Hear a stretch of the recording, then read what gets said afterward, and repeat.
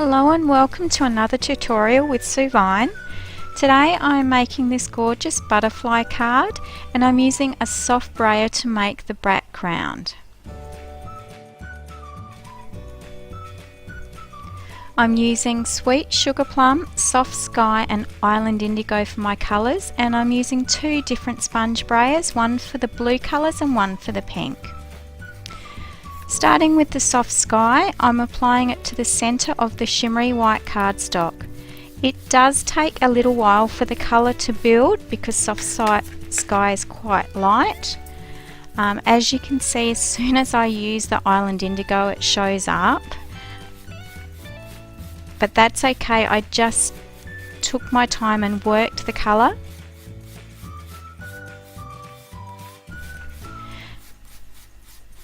I always use my brayer in one direction, both when inking it and applying it to the cardstock. So here I'm adding some more Soft Sky through the centre of the card, just to blend the Island Indigo through a little bit better. Now with the Sweet Sugarplum, I decided to test how dark it was before I applied it to the shimmery cardstock. And then just working from the small corner, I'm working towards the Soft Sky to blend my colours.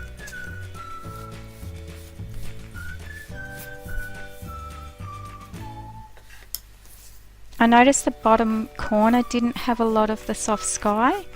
I figured out I needed to turn the cardstock around because my ink coverage was slightly heavier on that bottom corner. I cut the butterflies both in vellum and shimmery white cardstock, and I used the brush to remove all the little elements. The edge of your cardstock will pick up a little bit more colour, so I've just trimmed that off before I apply it to my card base. Now I'm just working out how I'm going to position my butterfly and my metallic foil here, doily here. So once I've worked that out, I'm just carefully holding the framelit down and then adding some washi tape so that when I run it through the big shot it doesn't move.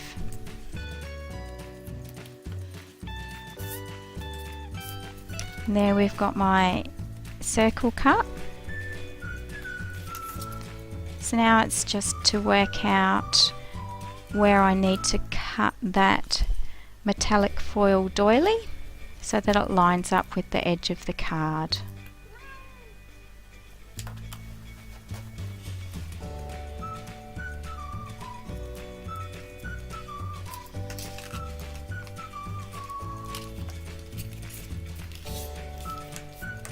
I'm using thick Whisper White cardstock for my base.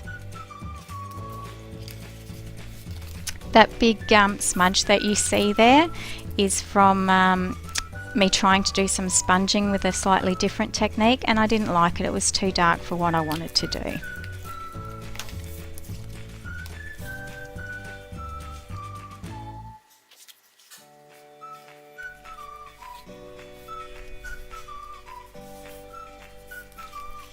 Now the base is adhered, it's time to pop all the elements onto the card.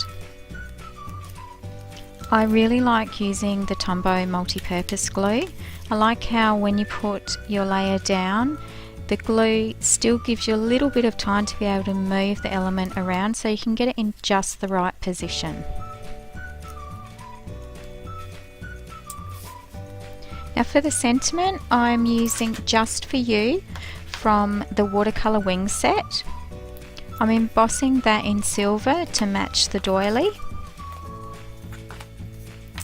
And when you're doing embossing, always use your embossing buddy. It just picks up all the little bits of static, so your powder will just stick to your Versamark and not leave little flecks laying around.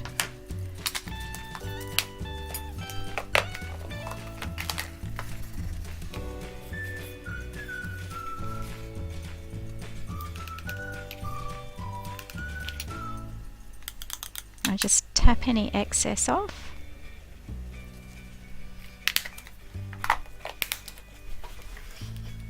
And then you have your beautiful shiny sentiment for your card.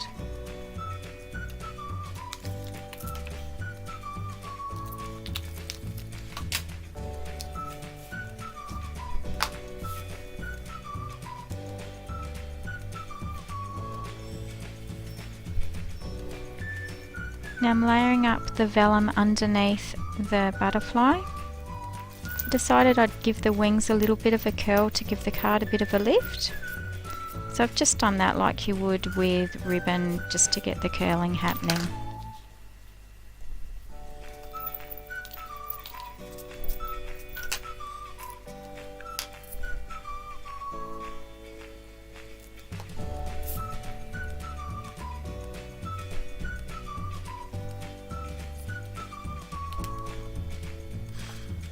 Now I'm adding some silver baker's twine, and just for a little bit more bling, because I do love my bling, I'm also going to add some silver metallic thread.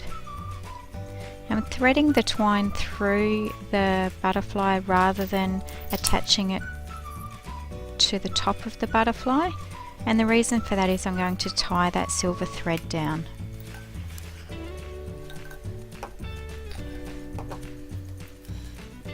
I'm just winding the silver thread around my fingers 4 or 5 times, snipping it off, and then I'm twisting it in half, and then I use a small bulldog clip just to hold it in place.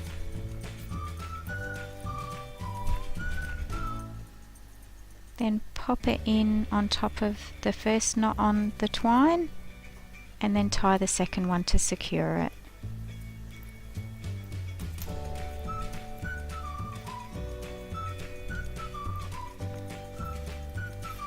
Now I do fiddle a bit when I do bows, so I've cut that bit out so I don't put you through all that pain. As you can see, I'm still fiddling here, but that's just what I do.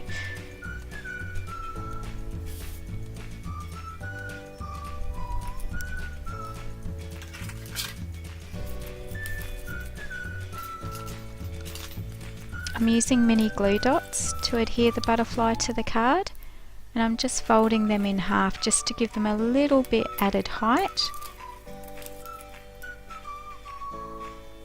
Just one on the bottom and one on the top of the middle of the butterfly.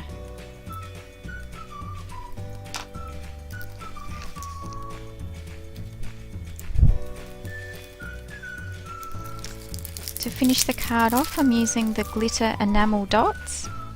I like how they're on the clear background because it helped me work out where I could place them and which colour to use, whether to use the darker or the light of the blue.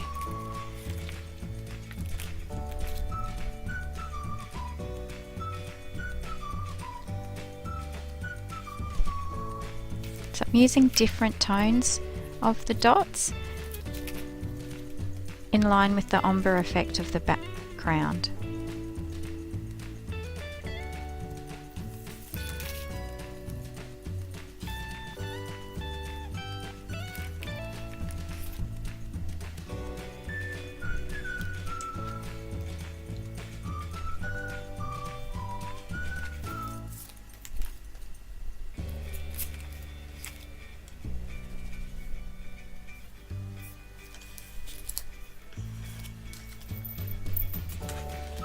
And here's the finished card. Thanks for joining me today. I hope you'll come again soon.